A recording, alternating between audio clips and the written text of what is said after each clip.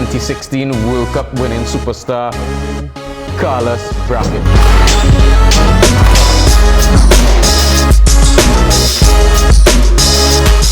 Welcome to the Batting Lab. Today we have a powerful feature featuring 2016 World Cup winning superstar, 4 sixes in 4 deliveries, Carlos Brathwaite. Carlos, welcome to the lab.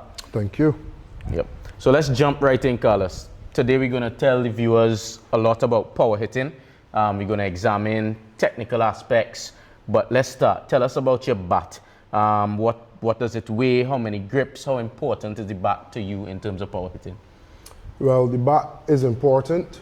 I think some of the numbers that we see on the internet, people just run with because their favorite players bat with a certain weight. I think that's very personal. So for me, 2.9, for me that's important. And I see big edges and when I look down, I just feel as though the ball could go far. Right. And then I use 3 grips, hands are fairly big, and I feel like sometimes bat can twist in my hand.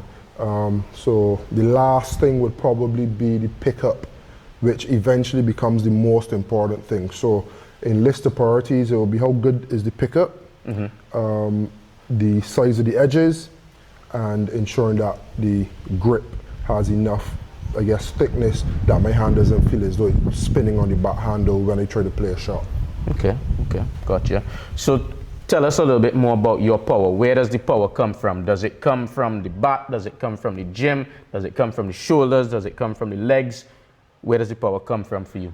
Well, I mean, the gun's ain't too bad, but it's not all muscle.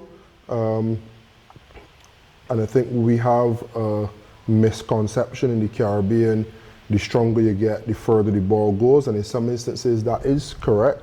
But a lot of it also is the way that you distribute your force, the good positions you get into, and if you don't have a foundation, then those muscles don't do much. If you have a good foundation, however, you can build on that by getting stronger, getting better bats, etc.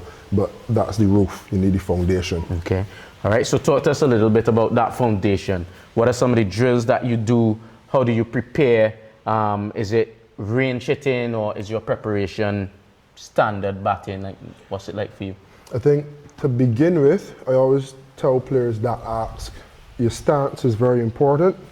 So put yourselves in the mind of a boxer. You wouldn't see many successful boxers with a very small stance because you don't distribute your power well enough. And by that same token, your stance also can't be too wide. So what is your optimum stance? What is the stance that you feel you can play a shot and stay in the shot? Have your weight where you want it, because for some shots you may want your weight through the ball, like forward ahead of your body. For some lengths, you might need your weight slightly back to get under the ball. Okay.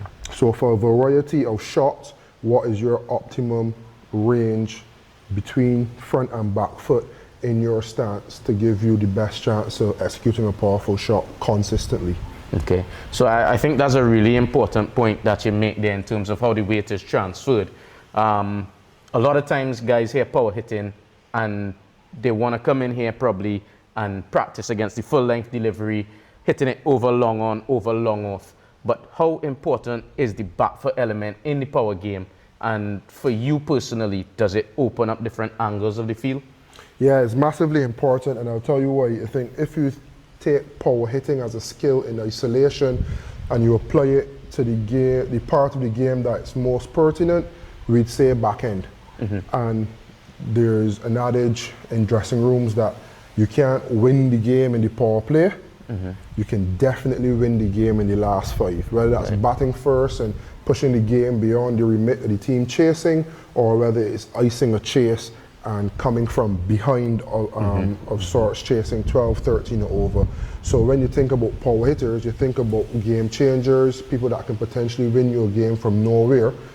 You also bat at the hardest time in the innings. More often than not, you come into bat, you don't have that many balls behind you, and then you're facing the best bowlers from the opposition, and they have a range of plans. We've seen the wide plan become almost overused at times. We see guys trying to go short, we see guys trying to go heel. So because there are so many different plans that can be implemented, you have to have one, an open mind to be able to access a variety of deliveries, but also a range of skills that would allow you to maximize said deliveries. Okay, fantastic. So definitely in today's feature, one of the things that we're going to do, we're going to put on the bowling machine, and we're probably going to test your skills against some of those said plans to see how you cater to the wide ball, wide line Yorker, pace off, hard length, short delivery, just to see your power on display. Today's session is going to be powered by Stance Beam Smart Bat technology. So we're also going to have a look at some of those metrics. We're going to look at your power factor. We're going to look at your shot efficiency. We're also going to look at that bat lift angle. That's another thing we can touch on for you. How important is the bat lift? It's very important. So when I was a lot younger, Roddy Eswick was my school coach. And one thing he was very big on is where the bat face was pointing in your pickup. And I know a lot of people tend to try to get the bat face facing down, and you think that if it starts that way, that it ends that way. And a lot of times you find on bat swing, the bat angles slightly towards mid-on. And if you do that at pace, you're then working with 60% of the bat as opposed to 100% of the bat face. And I just felt under Roddy's guys, having the bat with the bat face towards gully point, it then allowed me on a straight angle bat swing to get as much as the bat coming through the line as possible. Then what it also helped me with, being, I would say I'm predominantly leg side, is if my weight is more often than not going to go automatically to leg stump to long on, then even when I turn, it allows me to still present a full face rather than coming this way and then turning 60% into potentially 45. So again, for players that probably like offside more, that may vary. So then you may think instead of point, maybe gully. But it's not a be-all, end-all. One of the best power hitters the game has ever seen, Kyron Pollard, he has his bat like that. So, I mean, you probably won't listen to Kyron Pollard more than you want this Charles Brathwaite, but those are things that would have worked for me and the reasons why. Okay, fantastic. All right, Carlos, so thanks so much for those insights. I think we're going to move on to the fun element where I can send some whizzing past your ears and see if you can pull. It can either be a master class or a disaster class. I don't know. But it's going to be a class. Stay tuned.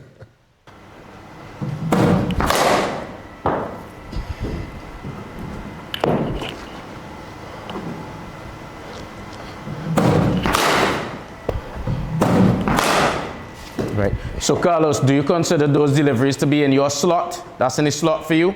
Yeah. Okay, and that one's the only leg side. But the other couple, yeah. And where are you aiming to hit those straight, long on, long off? To begin with, straight. And if it does swing, then I won't be able to go with the swing either side. Okay.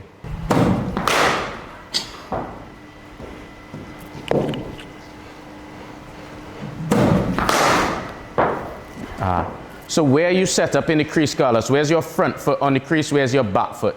I straddle in the crease half and half. And I think that allows me to get a little bit more depth, especially if I know a player is going to bowl short. I'm able to go a little deeper. And I hardly ever come down.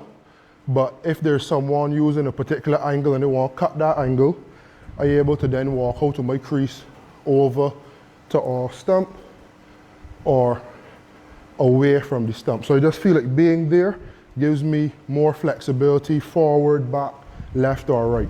Yep. And added to that, in terms of your guard, what guard is preferred? I've played with it over years, but probably for 80% of my career has been on middle. Okay. I think that allows my trigger then. Sometimes it was just my back foot, it would have gone over to off stump, and I know anything outside of my body is outside off.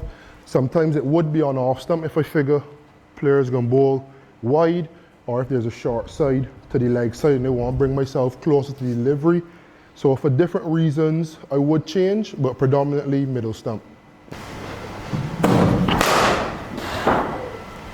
Okay, so Carlos, we're just going to take you a little bit wider now, probably target that wide line type strategy in terms of depth bowling.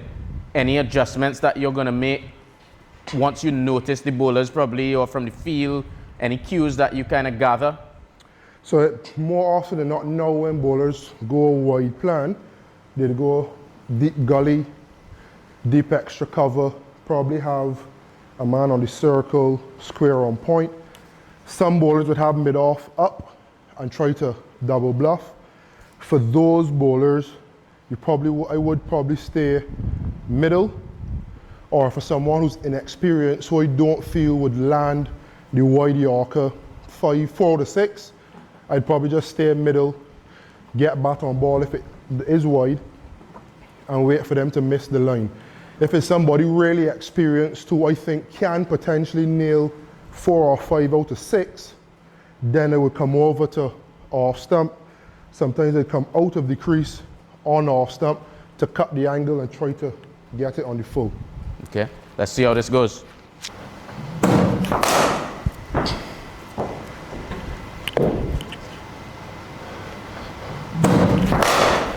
So Ricky, in terms of your target pocket, are you aiming between extra cover long off, or are you aiming more between extra cover and third man? Because it's not a strong suit of mine, I'm trying to get bat on ball. Okay. So my favorite areas would probably be long off to wide or long off. So as a result, still trying to hit the ball in that extra cover region, knowing that because they're a little further away from it, would potentially splice. So a good result for me, obviously, is hitting the ball over the top for 6, but I'm happy with making good contact, potentially beating these 2 men on the boundary and getting 4. I think when I'm planning, if I go for maximum and miss 3 balls, pressure on me. If I make good contact to 2 of them and I 8 off 2 in the over, then pressure's back on the bowler. I haven't hit a 6, but the run's accumulating. So now, can you continue with that feel, or do you now change and come into my favorite zone? Right, gotcha. Sharp. You've definitely nailed that one. Yeah, so let's straight. assume that the bowler, now under a bit of pressure, you've got your 6, is going to change to a plan. Maybe they go short ball, both pace on and pace off options. Any adjustments to your setup? Again, it depends on the situation of the game. So if they're going to now bowl into the wicket, a clever skipper mid-over would bring mid-off in, potentially, and get 3 men on the leg side. So there's still the option, and it kind of buys the bowler a ball. If, however, they just show the cards and they bring up the wide field, and now it's just the 3 at the back, or what we call spinner's field, 3 on the leg side, long off and sweeper, then they come back over to where I'm comfortable, on middle, and then just wait and react.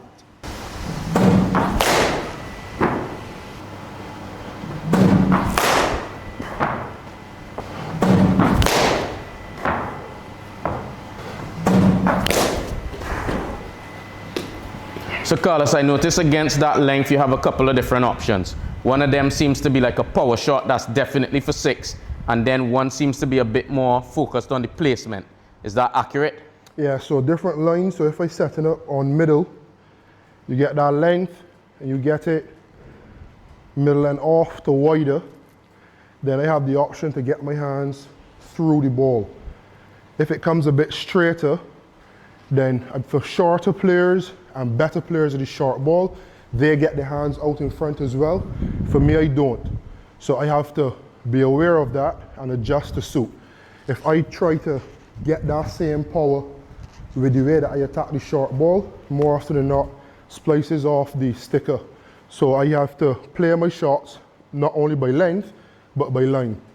If it's out here, maximum, try to get under it and go big. If it's a little straighter, then how can I get inside the line of the ball and access fine leg to just in front of square. So as the ball comes down, you're always calculating not only length, but line. And then you're making a decision on if you're going maximum or if there's actually an opportunity now to use the pace, which you might still get maximum, but you get better contact more often than not. So the last 2 delivery, the bowler has gone pace off. What's the key to getting a powerful shot in against the pace-off delivery? I would say keeping your shape really, really long.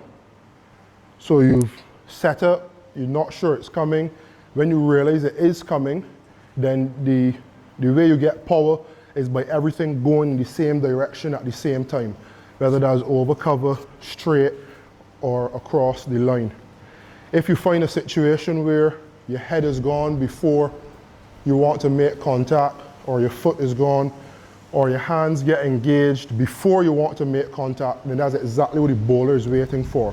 For something to be out of sync, the ball misses the middle of the bat, opportunity to be caught in the deep. So as a batter to counteract that, again, your base needs to be strong. You need to be in a position where you can stand, even if you get deceived by the slow ball, and then let everything come through. And you think of a rubber band. If you pull a rubber band back a little bit, you get a nice snap. But if you pull it further, you pull it back, the harder the snap. And you're essentially thinking of yourself and your body as a rubber band.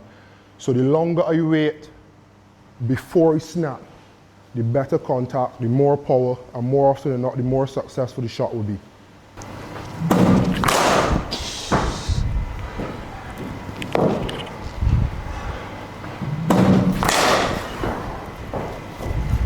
So I've noticed, Carlos, using the Stance Beam Smart Bat sensor, your bat speed has gone up on these full deliveries.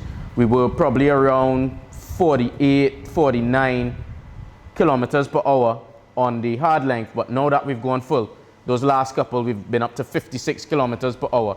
Is that something that you were able to discern as well, or is this something new you're learning about? I don't think it's something that I tried to do, but just in assessing the balls that fuller, I need to throw my weight back a little so that I can get under the ball. So I guess if you use that rubber band analogy, I know snapping the rubber band even further back because my weight coming further back and I essentially hitting the ball from further back as well. So when you're trying to play the cross batted shots, you're hitting the ball from about here, when you get your hands through it. When you're trying to hit the Yorker length or the missed Yorker length deliveries, you're hitting it from here. So naturally, there's a longer build up in that rubber band, a quicker snap, and that's probably why the bat speed has gone up.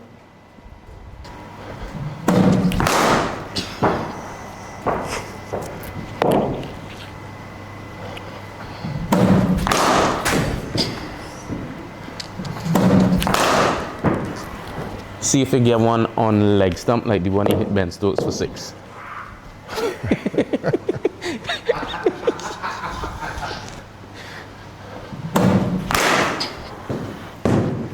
8 years ago, boy. Wow. Here comes Ben.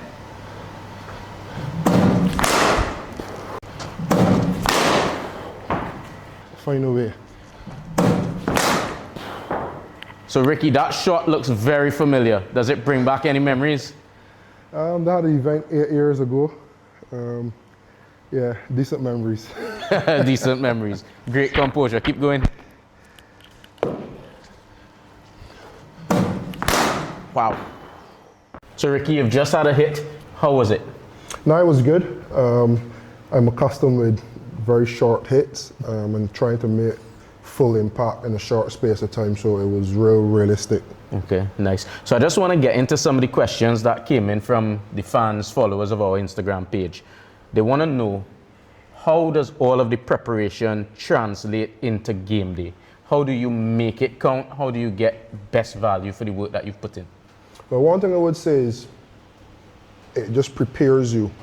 So you get a level of confidence from being prepared as opposed to going to the crease unprepared and not backing and trusting your instinct. It's a very instinctive game, and the preparation that you do before just sharpens your instinct. It gives you that belief and confidence when you're about to face the bowlers that your instinct could just capitalize on any deliveries in your slot, and sometimes ones that aren't. Right. So how much volume do you recommend? So let's say we have a young batter or young all-rounder. His role in the team might be finisher, or his role in the team might be to take on the power play. How much repetition do you recommend? This is an interesting question because it's probably a mistake that I made in my career. There needs to be a balance between lots of volume and still the basics of batting and batsmanship, which is leaving the ball off a good length, understanding the line of delivery, the length of delivery, and making the right decision. There also then needs to be a couple of sessions where you just come in and swing from ball one. Get your mind in the state that I can walk straight out to sleeping and be ready to win a game with the bat. However, if you find yourselves doing one and not the other, it is counterintuitive and it kind of prohibits what you want to work on. You want to be flexible enough if you're batting at, let's say, a 6, 7, 8, that the team is in a little bit of trouble. You can dig the team out of that hole and then use your power hitting. You also want to be adaptable enough that if you come to bat with 2 overs to go, that you can make an impact for the team. Okay, got it. So another one of the questions that came in from Instagram, what's your approach for spin versus pace? Do you have a preference? How does it differ? And what are probably some of the key tidbits to really master power hitting against both? I do have a preference. It's not sure. So yeah, I do prefer batting pace in a power hitting sense. Right. If you go beyond power hitting and just batting, I think I'm a capable batter of spin and pace. But once you have to score, I back myself to score against pace more easily than I do against spin. And I think for spin, lengths are important. So I found myself a lot getting caught on the crease. So not forward, not back. I think the better players of spin, they obviously have the option of using the crease, but if we talk about players much like West Indians that don't use the feet a lot, you use the crease by getting right forward and making contact with full deliveries, or getting right back and making contact with length deliveries. And I think the better players of spin are the ones that can pick that length quickly, get back just as quickly, and have power and quick hands to execute a pull. I think once a spinner sees you play a couple pulls, whether on the ground or for the maximum, they're then a little bit unsure as to what a good length is, because no one wants to come too full, especially at West Indians. Especially at you. All right, so final question that came in from the fans. Obviously, you have the 4 6s, totally unforgettable, probably as far as any sport goes, the most dramatic turnaround and conclusion to a game in all history, in all sports. I appreciate But that. how does that compare for you to the ODI 100 in 2019 World Cup? Well, I think because one was successful and one wasn't, one won a World Cup and one lost the game, for memory's sake, it'd definitely be the 4 6s. I think obviously friends and fans knew of me before that, but then I would have been introduced to the world in a new way after the 4 6s. But when I look back at the 2019 knock, coming into the crease with the team in a low spot of bother, being able to shepherd the lower order, and then finish it. So the last partnership, I think we had a 48-run partnership, and O'Shane Thomas made 0. So being able to cycle through the gears, batting with different batters, and then shepherding the lower order to then power hitting, I think if that ball had gone for 6 and we'd won, then that would probably be a better innings. But in terms of batsmanship, that was probably my favourite knock, but nothing could trump 4 6s in a World Cup final against England. Right. I'm sure the fans will agree with you. 4 6s, you know, it's very difficult to trump that. But I think the analysis, I'm with you. The batsmanship that you showed in that ODI 100, for me, I personally really enjoyed it, and I'm sure a lot of the fans did as well.